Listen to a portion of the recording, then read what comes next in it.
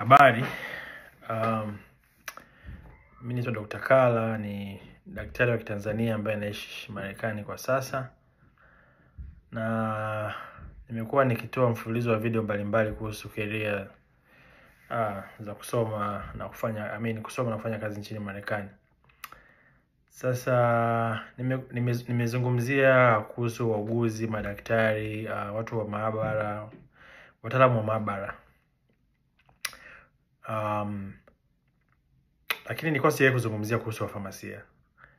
Na kuna mdau mmoja aliniuliza mbona wafamasia wanatoroka? Na nilikuwa na sababu za kuwaruka wafamasia kwa sababu ya changamoto. Nilikuwa naifanyia tafiti na kuna kitu fulani ambacho nilikuwa sikielewi. Lakini baadaye nikakielewa hicho kitu, lakini bado nikaendelea kukaa kimya. Lakini kwa sababu jamaa amenipush sana, imebidi tu nizungumze. Inaweza isiwe habari nzuri sana kwa wafamasia, lakini inabidi tu kweli usemwe. Okay. Watu waliosoma pharmacy nje ya Marekani wanaweza kuja kufanya kazi Marekani wakikidhi vigezo. Mnaona. Sasa katika vigezo ambavyo viko hapa leo, tuenda kuchambua kimoja kimoja. Inawezekana nisizungumzie kila kitu, lakini nitazungumzia vitu vya msingi sana. Kwa hiyo kama kuna kitu ambacho kama utakuwa na swali unaweza kuuliza hapo chini. Naweza nikatengeneza video yake baadaye au nikakujibu moja kwa moja kama swali litakuwa sio refu. Sasa kigezo cha kwanza cha kufanya kazi Marekani kama mfamasia uliosoma nje ya Marekani, lazima uwe na degree ya kwanza ya pharmacy. Sasa changamoto inayokuja hapa ni kwamba Wamarekani hawatambui degree ya pharmacy ya miaka 4. Hiyo sheria inaonekana iliwekwa kuanzia mwaka 2003. Kwa hiyo inabidi uwe umesoma kitu kinaitwa PharmD ambao ni miaka 5 au Doctor of Pharmacy. Unaona? Sasa kuna Watanzania wachache ambao wana hiyo degree lakini wengi wamesoma nje.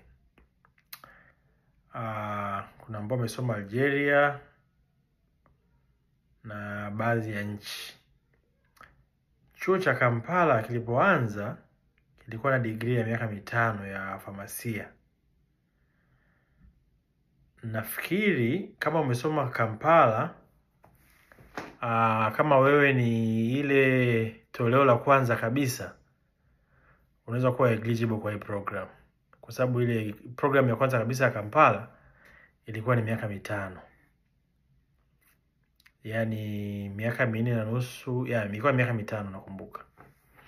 Lakini kama umesoma Muhimbili, umesoma St. John au chuo kingine chochote, unaweza kuwa qualify kwa hii program. Unaona. Sasa kama una hiyo degree yako tayari, kinachofuata unatakiwa ufanye mtihani unaitwa Foreign Pharmacy Graduate Equivalent Exam. Huo mtihani una maswala 200. Ukishaufanya huo mtihani ukafaulu, next step unafanya mtihani unaitwa TOEFL, mtihani wa Kiingereza. Sasa huo mtihani wa kwanza wa Foreign Pharmacy Graduate Equivalent unaufanyia Marekani. Unaona. Na kwa tafiti nilizofanya, huo mtihani unafanyika mara moja kwa mwaka. Kwa hiyo inabidi ubuku mapema uweze kufanya, na inabidi uwepo Marekani kwa sababu mtihani haupo nje ya Marekani. Unaona. Kwa hiyo sasa unaweza kujiuliza sasa unakujaje Marekani? The best way kuja Marekani kama una degree ya pharmacy tayari ni kutafuta masters unaweza kuomba hata masters ambayo haina kelele nyingi kama MPH. Wakati unapiga MPH ndio unaangalia sasa utaratibu wa kupiga hizo paper sasa. Mtihani mwingine ni TOEFL. TOEFL ni mtihani wa Kiingereza, unafanyika sehemu yoyote, hata Tanzania upo. Mimi niliufanya Tanzania. Kuna chuo fulani kiko pale Feri Kigamboni, Mwalimu Nyerere, ndio nilifanya mtihani pale. Naweza kufanya pale. Na hii step 1 na step 2 ziko interchangeably, kwamba unaweza kuanza na TOEFL then ukaja kufanya Foreign Pharmacy Graduate Equivalent Exam. Vyovyote vile. Ukishafanya TOEFL ukafaulu, kinachofuata unatakiwa ufanye internship hapa Marekani ambapo unatakiwa ufanye kazi masaa 1500. Sasa tofauti na program zingine kama udaktari unaweza kuja kufanya internship hapa au observership ukiwa na visit visa.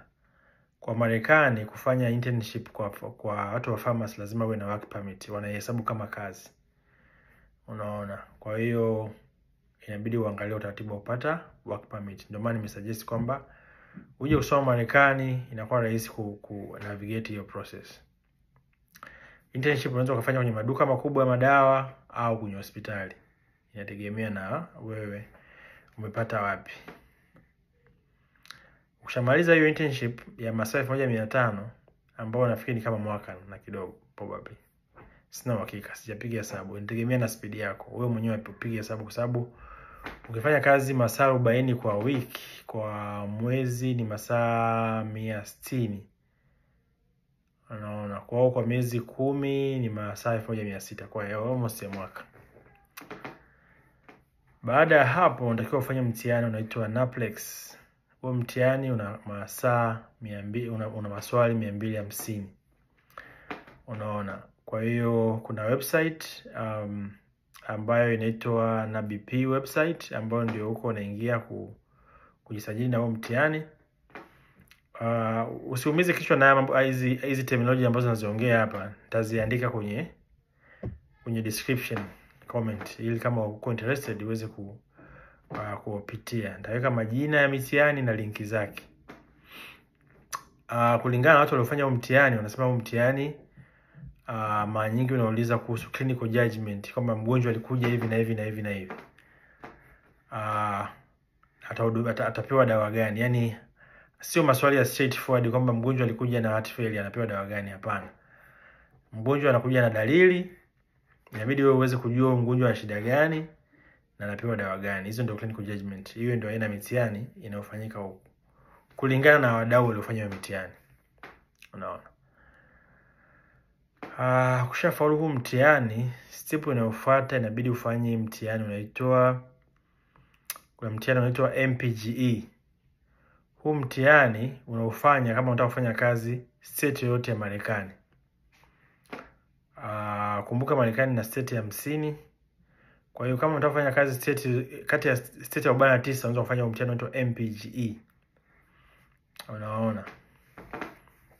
Na huu mtihani una maswali 120 na pass mark ni 75% au 75%. Baada ya hapo sasa kama unahitaji kufanya kazi California, wana mtihani wao unaitwa CPGE. Una maswali 90. Unaona? Hii ni special kwa watu ambao wanaoishi California. Kwa hiyo